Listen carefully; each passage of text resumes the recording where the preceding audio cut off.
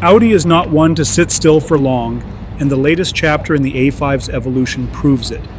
After briefly trying to divide its combustion and electric models by odd and even numbers, a strategy that confused more than it clarified, the brand has circled back.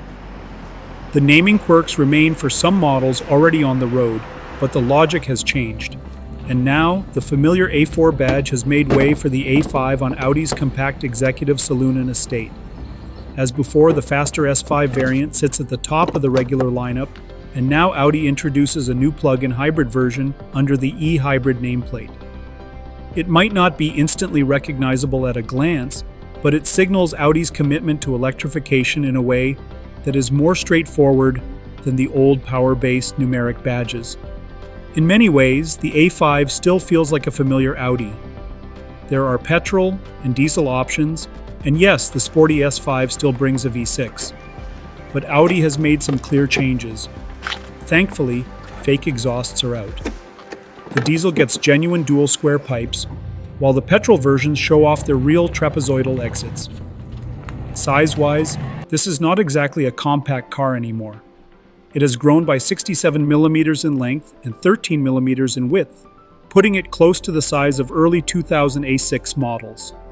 And while it may look new, it rides on an evolved version of its previous platform, now called the Premium Platform Combustion, or PPC. The longitudinal engine layout continues, unlike the transverse layout used in other group models like the Skoda Superb and Volkswagen Passat. This allows for better suspension, more flexibility in power delivery, and support for the V6 engine in the S5. The most meaningful upgrades are under the hood. Both the 2-liter diesel and the 3-liter petrol V6 are now supported by a new hybrid system called MHEV Plus. Do not let the name fool you. It is more than a mild hybrid. It uses an integrated starter generator and a secondary electric motor mounted on the gearbox output shaft, which contributes up to 25 brake horsepower and can regenerate 25 kilowatts of energy. The electric motor can also drive the car on its own under light loads.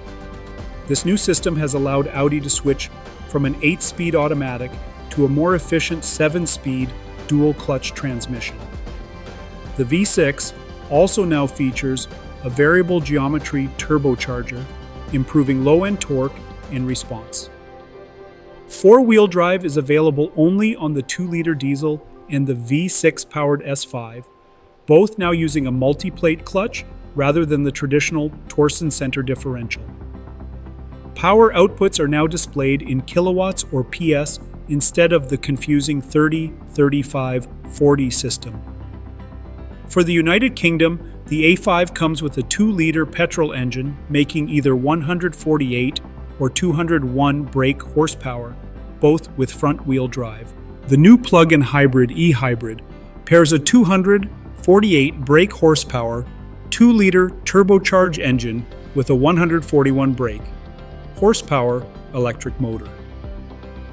The total system output is 295 brake horsepower and 332 pound-feet of torque, giving a 0 to 62 miles per hour time of 5.9 seconds.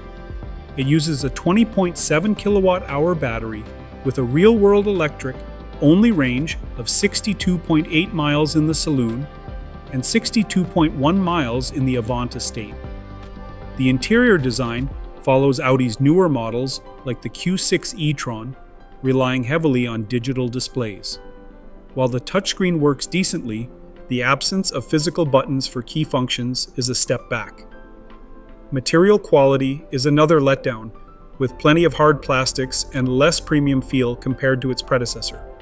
Rear passenger space is good, and the boot offers 445 liters in the saloon and 476 liters in the Avant.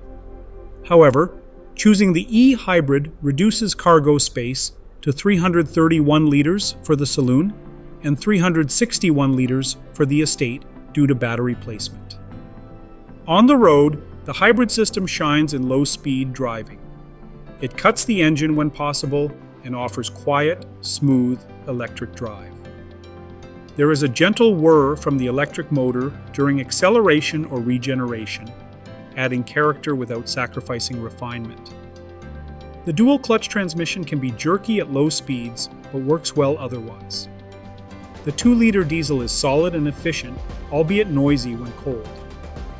While diesel sales are falling in the United Kingdom, Audi continues to offer it due to stronger demand in other European markets. The 2-liter petrol with 148 brake horsepower is acceptable but feels strained under load. The 201 brake horsepower version is a more sensible option. Audi has left out the hybrid system on this base petrol model to keep pricing competitive. Official figures show 108.6 miles per gallon for the e-hybrid and 53.3 miles per gallon for the 201 brake horsepower petrol Avant. A short test loop suggested real-world returns in the high 40s or low 50s miles per gallon. Unfortunately, all test cars had adaptive dampers, which will not be offered on standard United Kingdom models. Instead, buyers get a choice between comfort or sport suspension, depending on trim. Early impressions suggest the ride is firm and a little under-damped. Prices in the United Kingdom start at £41,950 for the 148 brake horsepower petrol, rising to £46,950 for the diesel and £48,950 for the e-hybrid saloon. The states add £1,900 across the board. For buyers wanting a taste of electric driving with none of the range anxiety, the A5 e-hybrid offers a balanced solution. It may not outhandle a BMW or match a Skoda for practicality, but it delivers a well-rounded experience. Do not forget to like, subscribe, and hit the notification bell if you enjoyed this breakdown of the new Audi A5 lineup.